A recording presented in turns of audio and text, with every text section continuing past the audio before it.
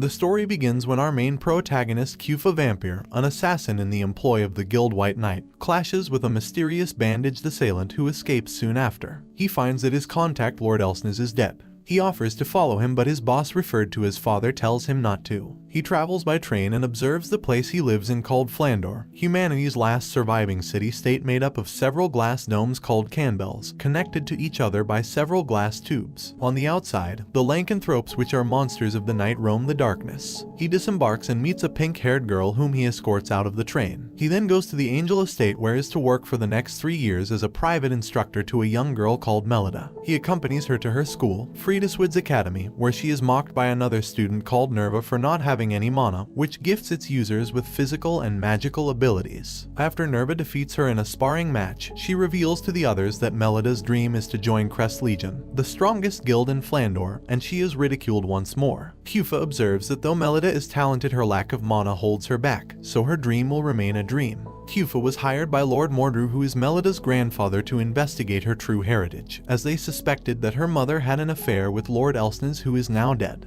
Observing that she has no mana whatsoever, he concludes that she is indeed an illegitimate child and prepares to assassinate her, even though he pities her. However, when he goes to her room, he finds that she is missing. Melida is attacked by several pumpkinhead lycanthropes, which she struggles to fend off. Kufa catches up but hides in secret, suspecting that the pumpkinheads were deliberately lured into the city by Mordru so that Melida's mana would awaken forcibly. Impressed by her pride and spirit, he rescues her from the lycanthropes and proposes a way to awaken her mana, but warns it may kill her. She agrees to his idea despite the risk, so Kufa drinks a potion and administers it to her via a kiss. She writhes in pain and collapses, but awakens with a newfound ability to use mana. They then return home, and as she celebrates with her maids, Kufa now faces the daunting task of preventing her illegitimacy from ever coming to light and hiding his involvement with Mordru and the White Knight, in fear that they'd both be executed. Kufa is concerned with Melida's physical condition, especially more so when he discovers that her awakened class is not a paladin as is the norm in her family, but a samurai like his. He asks her to keep both the circumstances of her awakening and her class a secret, even from her classmates. She is once again bullied at school by Nerva and her friends, and Kufa asks her to endure it. They then run into the girl whom Kufa had escorted out of the train station, who turns out to be the famed Roasty Prickett, a commoner who rose through the ranks to be part of Crest Legion. She explains she has been hired to be Elise's tutor, but when she tries to get friendly with him, he dismisses her, calling her callous and improper, which he views to be a bad influence on Melida. She becomes annoyed and says that Elise will dominate the upcoming tournament. Sometime later, after going through secret training, the day of the tournament arrives. Melida's team first faces off against Nerva's, and as planned, she alongside everyone else are shocked when Melida uses mana. Although she initially dominated Nerva, she suddenly loses her mana for a few seconds, allowing Nerva to mount a counterattack. She shatters Melida's sword, but at the last second Melida unleashes a wind slash using her remaining shard, which startles Kufa as he had only ever used that move once. Melida then leads the team to a victory, but her father Felgus later tells her not to get excited over one little victory. Nerva approaches her after their match and returns a book she had snatched away before. Meanwhile, Elise's match ended in a matter of seconds, showing off just how powerful the paladin class is. Melida shows off a dress to Kufa and says that every year, herself, Elise, and several other girls at the academy wear it during a festival parade. She is looking forward to attending and invites Kufa to dance with her during the campfire event. He regretfully turns her down as he has a prior engagement, but promises to go on the final night. Melida is disappointed to see Elise wearing a dress that her family forced her to wear, as Elise's maid called Othello found it unacceptable for Elise to wear a rag. Elise is scorned by the other girls in hushed whispers. Unable to take it anymore, she runs away, and Melida chases after her to a nearby fountain where she finds her crying. As she moves to comfort her, they are suddenly captured by several pumpkinheads and the mysterious bandaged man,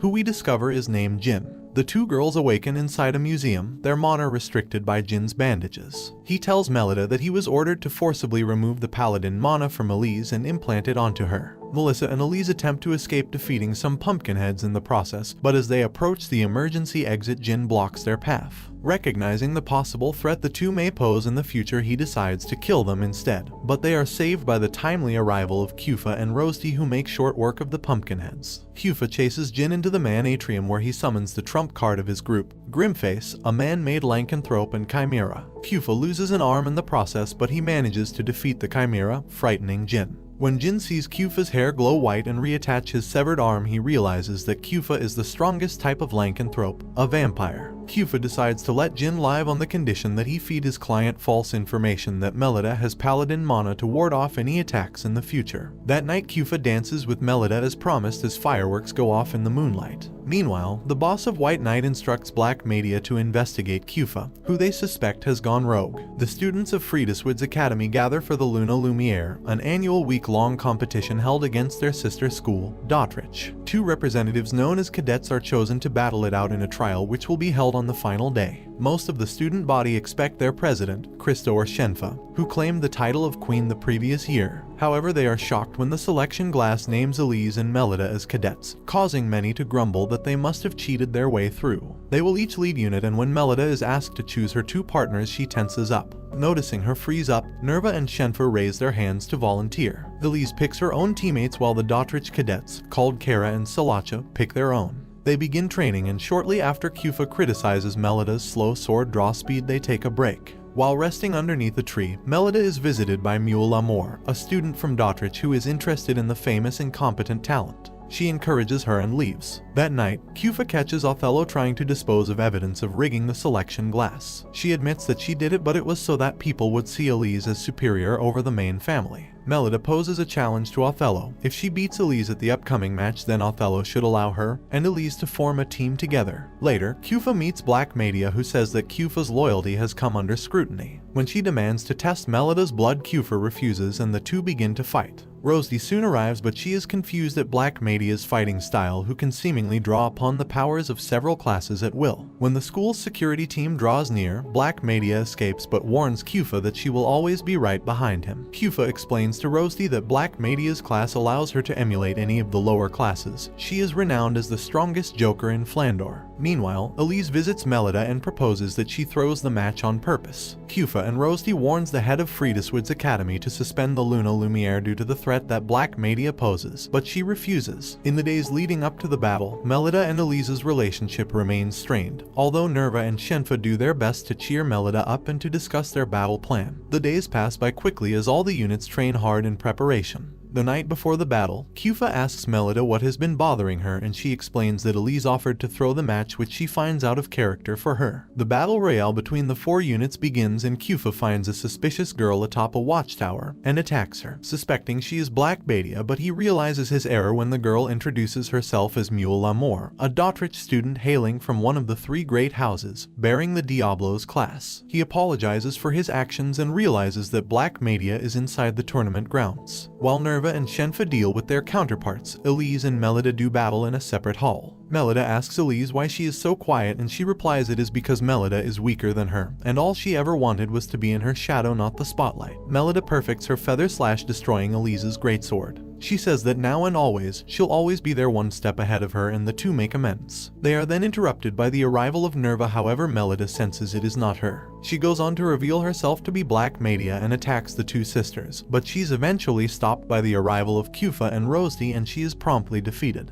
Kufa then gives her a report regarding Melida to hand over to Father so that her mission will not be considered a failure. Meanwhile, Dotrich is revealed to have won, with Kara being named queen. Mule speaks to one of the cadets of Dotrich, Salacha, revealing that her absence was due to using a mana analyzer, which collected the mana data of all those who attended the Luna Lumiere, remarking that it may reveal something interesting. Later, Melida asks Elise to form a unit with her, and she happily accepts. That night, Melida and Elise meet up with Mule and Salacha to attend an unofficial closing party of the Luna Lumiere, hosted by Kara and Shenfa. Mule asks the other girls about their love lives, but they decline to have anything of the sort. Unsatisfied, she tells a scary story of a couple who moved to an upper-class district in Flandor, pushed by a lack of employment and the hatred they faced. The husband goes insane and kills his wife, carving out her heart. Ashamed of what he had done, he races out of the house heart in hand, but stops when it starts talking to him, realizing just how much his wife had loved him. He then drowned himself in a river to join his wife in the afterlife. Salacha continues that the dead body of the wife reanimated and became known as the Grey Witch, who is known to rip the hearts out of young women. The story causes Elise to faint in fear while Melida asks if there is any truth to the story, which the two girls cannot confirm. Suddenly, the candles in the room blow out and a wave of darkness falls over the party. While the girls struggle to organize themselves, the Grey Witch suddenly appears and the girls try and flee to safety. The four girls scramble back to their dorm, but on the way back they get covered in a strange slimy substance. They make it near the exit, but the Grey Witch manages to catch up to them. Left with no choice, they try to fight back, but their attacks are easily repelled. They finally make it back to their dorm's courtyard, where they see Kufa with blood coming out of his chest, searching for his heart. Kufa brings them back to his room and explains that the entire event was orchestrated by Rosti, disguised as the Grey Witch, who wanted to give them a fright, and he was also responsible for dropping the slime on them. The girls spend the night in his room, too embarrassed to move. As Kufa and Melida prepare to go on a school trip, Rosti asks Kufa to pretend to be her lover to dissuade her father, called Marquis Blossom, from setting up an arranged marriage, much to Melida's annoyance. When they arrive at the school, they meet with her father, who will serve as their guide to his hometown of Shangarda. He approaches Rosti and tells her that her wedding ceremony will be held at the same time, but she insists she loves someone else, clinging on to Kufa. Blossom examines him closely and he is frightened by him as he is reminded of a murderer from long ago who is supposedly dead. Kufa then excuses himself from the orientation and leaves. Unable to leave Kufa alone, Melida looks for him, where she runs into Black Media, also known as Laqua, who has since been assigned to be an instructor at their school. Before she can continue her search, they turn their attention to the sound of a scream. They then arrive at the main lobby, where a girl is passed out but has no external injuries. Blossom uses a special potion on a fire pit that traces the source of the mana on the girl, which causes the flame to turn blue, identifying its user as a young male, and so suspicion falls on Kufa, who has no defense. They arrive at Shangarda, which was once a desolate land brought to life using Blossom's magic and technology. He stops Kufa and Melida from approaching a mystery spot, one of many in the city where the laws of nature do not apply. His attention is then called to kill a man who has contracted a disease that causes him to go berserk. After returning from the church visit with Rosti, Melida is upset that he has been ignoring her. He invites her out on a date in an underground area filled with mystery spots, allowing them to float in the air. When she asks him how he found out about this place, he explains that he was here long ago on a mission. That night, Kufa tucks her into bed and she asks him to take her on a date again. Later, Melida wakes up after hearing mysterious voices in her head. Elise barges into her room to inform her that the mysterious blue flame killer has struck again, and Melida is nervous to see that Kufa is nowhere to be found. The students gather at the church and find that all the orphans have been killed, their blood seemingly sucked out of them. All suspicion falls on Kufa once more, but Melida has no clue to his whereabouts. Determined to prove her instructor's innocence, she sneaks away from the tour and she runs into Laqua. She says that Kufa instructed her to look after her if something were to happen to him. She disguises herself as a student and the two investigate the mystery spots. A florist informs them of the crooked house, which piques their interest. When the pair arrive, Laqua finds a hidden trapdoor, and while traversing the tunnels, they find a cage filled with dead people who Laqua identifies as citizens of Shangarda that underwent a failed transformation into a lycanthrope. When they see the same man who was killed the other day, they begin to suspect Blossom is behind this. Suddenly, Melida's head is filled with an image of a man and she realizes she is being warned. She races back to the city, where she finds that another attack has occurred. This time, Rosti is killed while Elise is in a critical state. The townspeople grow angry and they begin a manhunt for Kufa. Meanwhile, Blossom declares he can still revive Rosti. While Melida tends to Elise, Shenfa enters her room and warns her that Blossom was also attacked, and the townspeople have learned of her connection with Kufa. A mob gathers outside their door and Melida is forced to escape. She returns to the first mystery spot they encountered, where a boulder was concealing a secret staircase. Here, she discovers a secret laboratory, where she finds that Blossom was researching something called the Night Gene, experimenting on people to forcibly transform them into lycanthropes. She then hears a voice in her head again, asking her who she is. Rosti then appears, having visibly transformed into a vampiric creature, oozing blue mana. Before she can attack Melida, Kufa appears to save her. In the ensuing struggle, he is forced to transform into his vampire form to hold her back, but Rosti escapes, while a disembodied voice says it is only a matter of time before she falls under her control. Meanwhile, Melida is startled to see the true form of her instructor. Kufa pins down Melida and says he will erase her memories as he is afraid as to what she might think of him, but she reassures him that no matter what happens, she will always be on his side. Satisfied, Kufa explains that 7 years ago in Shangarda, a great lycanthrope threatened to wipe out the town, but it was killed through the efforts of the future White Knight boss. To save the life of his little sister Rosti, he bites her, turning her into a half-vampire. In exchange for her survival, Kufa promises his boss to erase her memories. He fears that the lycanthrope Nakwa has somehow returned.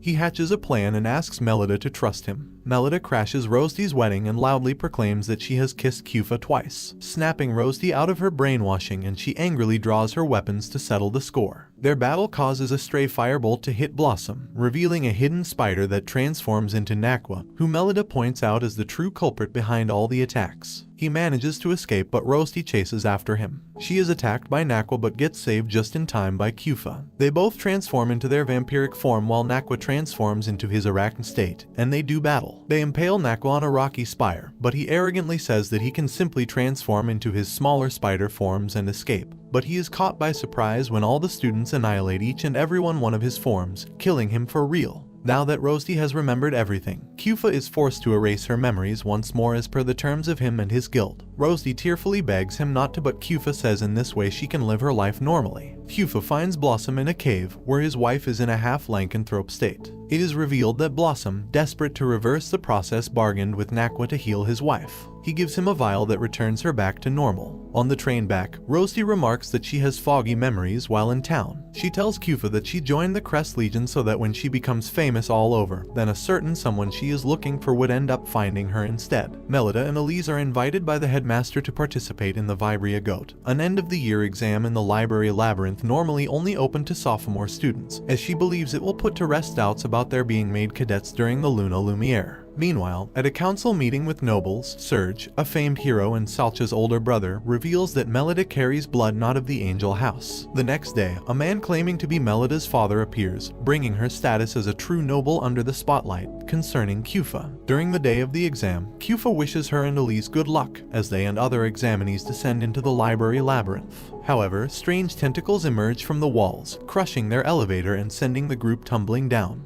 Meanwhile, Melida's father announces that he will be withdrawing Melida from the academy due to the recent incident. Kufa protests, saying that Melida still has potential to grow, but Felgus has none of it. One of the school attendants calls their attention to a letter left behind by Grimface, and they realize that Melida and Elise are in danger. The two sisters manage to defeat several ghosts, with Melida confident in Kufa's teachings. However, they are eventually surrounded, but are saved when Salacha and Mule arrive to their rescue. Kufa volunteers to investigate the labyrinth, while leaving behind Rosty to take care of the academy. Meanwhile, Mule and Sechala partner up with Elise and Melida to clear the exam. They reach the trial, where they must organize piles of books into their proper place, while dealing with book imps that periodically spawn from the pile. While Melida deals with the imps, the rest of the girls work under Mule's guidance to return the books one by one. For the last book, Sechala boosts Medilla into the air so she can place it into the final slot. They clear the exam and receive their proofs of accomplishment, but Sechala can no longer keep it a secret, and she warns Melida that the exam is a trap. Meanwhile, the headmaster and several students are attacked by Grimface's zombies. The headmaster desperately tries to fend them off, but she is overwhelmed and stabbed from behind. Before she is hacked to death even further, Kufa appears, slaying the zombies and the necromancer controlling them. As the headmaster dies, she entrusts the safety of the students to Kufa. Suddenly, the necromancer revives as an even larger Lich King, and he begins summoning ghosts to attack them. Mule takes Melida's book from Salacha, where it is revealed that her class is a samurai, information that she must relay back to Serge. She escapes, but Salacha gives Melida and Elise a ride to pursue her. Kufa brings the students to the exit, but he is stopped by the necromancer, who continuously summons waves of ghosts. He cannot hope to stop them all without revealing his vampire form. But Jin arrives, using his bandages to kill the ghosts and the necromancer. Father arrives as well and accepts Jin's service in exchange for providing him with a serum that turns half-lycanthropes back to normal. He then informs Kufa of two pieces of information: that the academy is under attack, and that Mordru and Serge Shixel are likely involved. He entrusts him with finding the missing girls. Meanwhile, Melida asks Mule why she is doing these things when she thought they were friends. Mule smiles and says that it is because she likes her, and she activates several spell books, and a bright light envelops them both. Melida awakens in an Alice in Wonderland-style world, where she is put on trial regarding the truth of her heritage. Serge and the various nobles in attendance cast doubt on her due to the late blooming of her mana, and her samurai class, unbefitting someone from the Angel House. Tired of hearing their insults, she angrily defends herself, saying that she will prove her strength to them firsthand. Serge sends Salash to test Melida's mettle, and although Melida initially struggles with the long-ranged, high-flying Dragoon class, she is able to lure her in and defeat her, silencing her critics. Afterwards, Melida makes amends with Salas and Mule. As the nobles begin having second thoughts, Serge resorts to activating a magic ink pen, which summons an ink dragon that devours the remaining nobles. Melida and the rest of the girls evacuate the surviving nobles, then turn their attention to a masked man. Though initially outmatched, Kufa arrives to turn the tide. Together with Melida, the two work in perfect sync to defeat him. The two embrace, while Mule accidentally disposes of the book revealing Melida's real class. In the real world, the masked man is killed by Serge for his failure, while he laments that there is still much work to be done. A few days later, the blame for the attack was pinned on a rogue Crest Legion member, prompting its commander Felgus to investigate it closely. Meanwhile, he has come to accept Melida as his daughter, remarking that it was a great-grandmother on her mother's side that happened to have the samurai class. In an epilogue, Melida invites Kufa out to the garden where he first saved her life. As a reward for her clearing the labyrinth, she asks him to one day have the world acknowledge her, and in exchange, she will risk her life for her. Kufa is taken aback, which reaffirms his dedication to her even more. As she calls him to go to school, he remarks that she is his one and only pride as an assassin. And this brings the anime to an end. Don't forget to like and subscribe if you enjoyed, and turn on the notification bell so you never miss out on another video. Until next time, take care.